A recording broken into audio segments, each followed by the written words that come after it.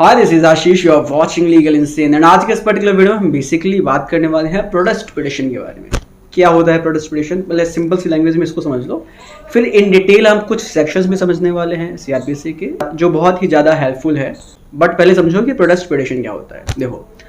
जब भी किसी भी पर्टिकुलर केस में जब पुलिस इन्वेस्टिगेशन करती है और इन्वेस्टिगेशन करने के बाद उसको उस केस में कुछ भी नहीं मिलता है,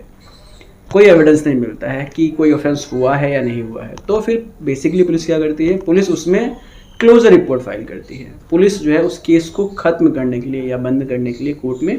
क्लोजर रिपोर्ट फाइल करती है under section 169 of criminal procedure code 1973। तो 169 में बेसिकली क्या होता है, क्लोजर रिपोर्ट फाइल होता है और क्लोजर रिपोर्ट फाइल करने के बाद पुलिस कोर्ट से रिक्वेस्ट करती है कि उस केस को बंद कर दिया जाए। बट जब क्लोजर रिपोर्ट फाइल हो जाती है तब वह व्यक्ति जिसने उस केस में एफआईआर रजिस्टर करवाई है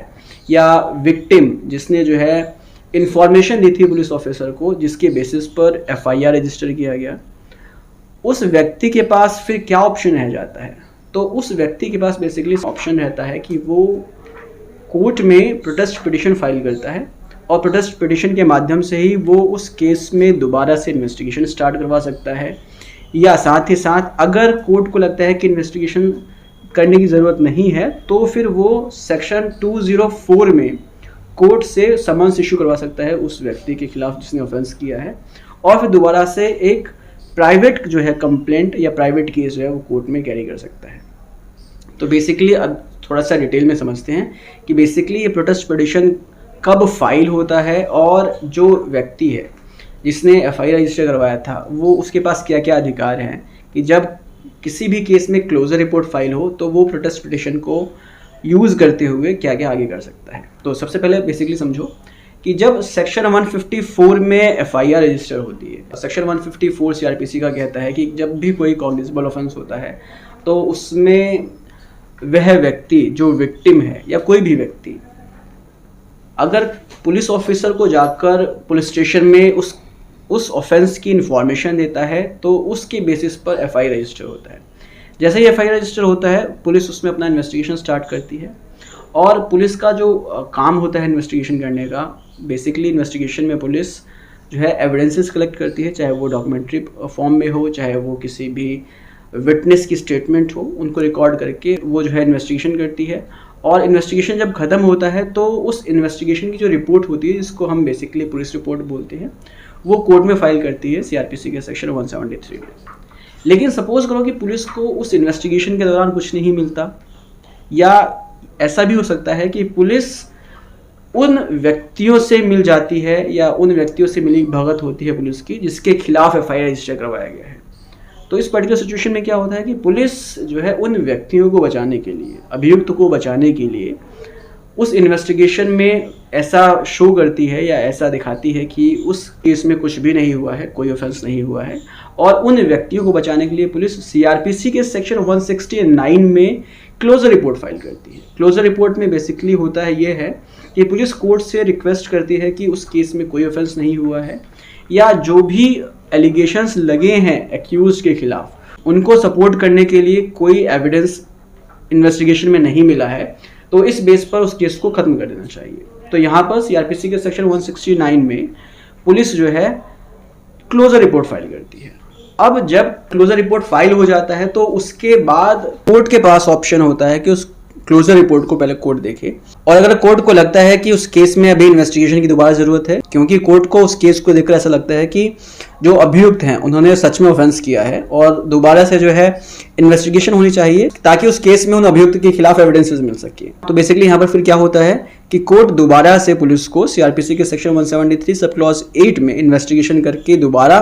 चार्जशीट फाइल करने के लिए बोलती है। लेकिन सपोज करो कि अगर कोर्ट को भी लगता है कि जो क्लोजर रिपोर्ट पुलिस ने फाइल की है वो सही है और उस केस को बंद कर देना चाहिए, तो यहाँ पर कोर्ट की फिर जिम्मेदारी बनती है कि जो व्यक्ति जिसने एफआईआर रजिस्टर करवाया था उसको नोटिस भेजा जाए और उसको बुलाकर ये बोला जाए कि भाई आपने जो एफआईआर रजिस्टर करवाई थी उसमें पुलिस को बेसिकली इन्वेस्टिगेशन के दौरान कुछ भी नहीं मिला और पुलिस ने इन्वेस्टिगेशन करने के बाद, इन्वेस्टिगेशन खत्म करने के बाद क्लोजर रिपोर्ट फाइल की है।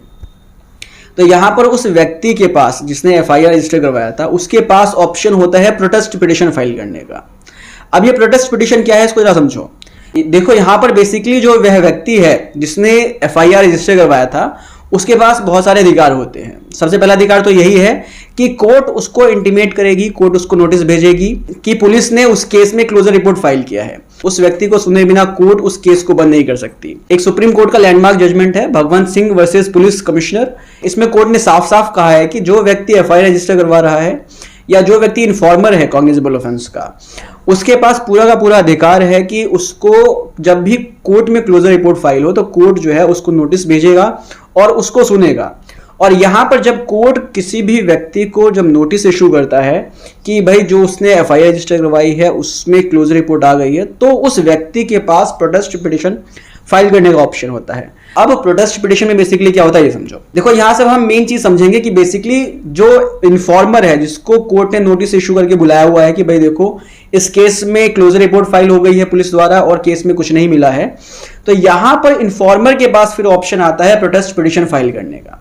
अब ये प्रोटेस्ट पिटीशन में बेसिकली इन्फॉर्मर क्या कर सकता है, उसके पास क्या क्या अधिकार है, हम इनको समझेंगे।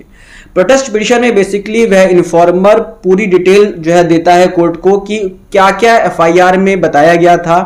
और उस व्यक्ति ने, अभियुक्त ने कौन सा ऑफेंस किया है और उसके खिलाफ क्या क्या एविडेंसेस हैं जो पुलिस ने इन्वेस्टिगेशन के दौरान छोड़ दिया, या पुलिस को जो वो एविडेंसेस थे वो कलेक्ट करने चाहिए थे और पुलिस ने वो नहीं किया क्योंकि पुलिस उसको बचाना चाहती है। तो बेसिकली इन सब चीजों को जो है कोर्ट के सामने वह इन्फॉर्मर जो है रख सकता है और उसके बेसिस पर कोर्ट दोबारा से जो है इन्वेस्टिगेशन करने के लिए बोल सकता है पुलिस को सीआरपीसी के सेक्शन 173 सब क्लॉज 8 में, और फिर पुलिस दोबारा से इन्वेस्टिगेशन करके उसमें चार्जशीट फाइल करेगी। बट लेकिन सपोज करो यहां पर कि अगर कोर्ट को फिर भी लगता है कि दोबारा से इन्वेस्टिगेशन करने की कोई जरूरत नहीं है, तो यहां पर प्रोटेस्ट पिटीशन पर ही अपना कोर्ट जो है कॉग्निजेंस ले सकती है और सीआरपीसी के सेक्शन 204 में अभियुक्तों को नोटिस इशू कर सकती है। तो यहां पर बेसिकली प्रोटेस्ट पिटीशन का यह फायदा होता है कि जब एफआईआर रजिस्टर होने के बाद क्लोजर रिपोर्ट फाइल हो जाती है तो प्रोटेस्ट पिटीशन के माध्यम से उस क्लोजर रिपोर्ट को अपोज किया जा सकता है, और अगर कोर्ट को कन्विंस कर दिया गया प्रोटेस्ट पिटीशन के माध्यम से तो कोर्ट दोबारा से जो है उसमें इन्वेस्टिगेशन के लिए ऑर्डर पास कर सकती है। और अगर सपोज करें कि ऑर्डर पास नहीं भी कर रही है तो सीआरपीसी के सेक्शन 190 के सबसेक्शन 1 के क्लॉज ए में कोर्ट उस प्रोटेस्ट पिटीशन को एक प्राइवेट कंप्लेंट मानकर उस पर अपना कॉग्निजेंस ले सकती है और सीआरपीसी के सेक्शन 204 में अभियुक्तों को नोटिस इशू कर सकती है और फिर उसके बाद दोबारा से केस स्टार्ट हो सकता है उनके खिलाफ। और फिर इन्फॉर्मर जो है उस केस को प्राइवेट कंप्लेंट की तरह ट्रीट करते हुए उस केस को प्रूव कर सकता है, और केस को प्रूव करने के बाद अगर केस में प्रूव हो जाता है कि उन अभियुक्तों ने कोई ऑफेंस किया है तो फिर कोर्ट उसमें जो है उनको सजा दे सकती है। तो बेसिकली ये है प्रोटेस्ट पिटीशन का फायदा। मिलते हैं नेक्स्ट वीडियो में, टेक केयर, बाय बाय।